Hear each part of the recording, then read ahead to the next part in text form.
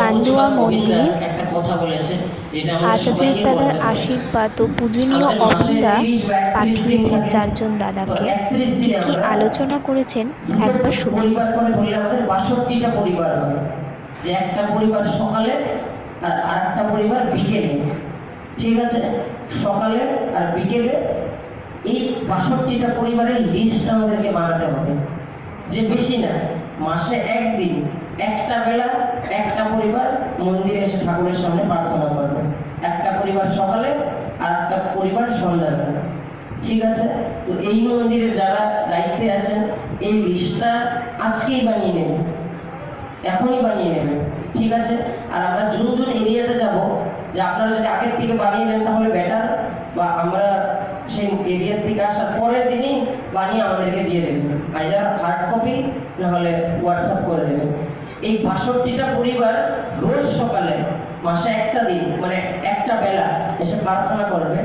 আর আপনারা কি করবেন, যে এই পরিবারের মাঝখানে যে কোনো একজন, যে আচ্ছা এই জায়গায় হারমোনিয়াম বা যে প্রার্থনা করতে কে কে পারে একটু হাত তুলবেন না, মানে ওভারঅল তুলতে পারেন, কোনো অসুবিধা নেই। আর এই মন্দিরে আপনি তো এই জায়গা, তো আপনি একটা কাজ করবেন, এই ৬২টা পরিবারের যে কোনো এক মানে যে কোনো একজন মেম্বারকে ঠাকুরের প্রার্থনাটা শিখিয়ে দেবেন হারমোনিয়ামে, যে সকালে আর বিকালে আর জয়গানে। আর আপনারা কি করবেন, প্রার্থনাটা ওনার থেকে শিখে নেবেন, আর দরকার পড়লে মোবাইলে ভিডিও করে নিয়ে যাবেন, ঘরে গিয়ে ভিডিওটা থাকবে। আর যাদের বাড়িতে হারমোনিয়াম আছে এই জায়গায় ঘরে হারমোনিয়ামে প্র্যাকটিস করবেন। কারো যদি হারমোনিয়াম নেই, অবিদ্যা বলেছে মোবাইলে হারমোনিয়ামের অ্যাপ আছে, ওইটা ডাউনলোড করে প্র্যাকটিস করবেন।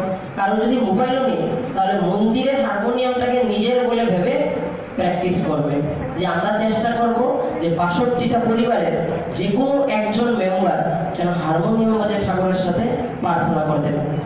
এই জিনিসটা আমরা সমস্ত মানে হাওড়া জেলাতে আমাদের যত কেন্দ্র মন্দির অধিবেশন কেন্দ্র আছে এইটা আমরা করবো।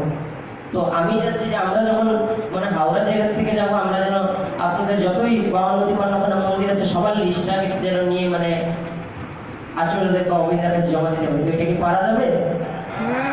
পারা যাবে? একদম। আওয়াজ নেই আপনাদের, মুড়ি আছে?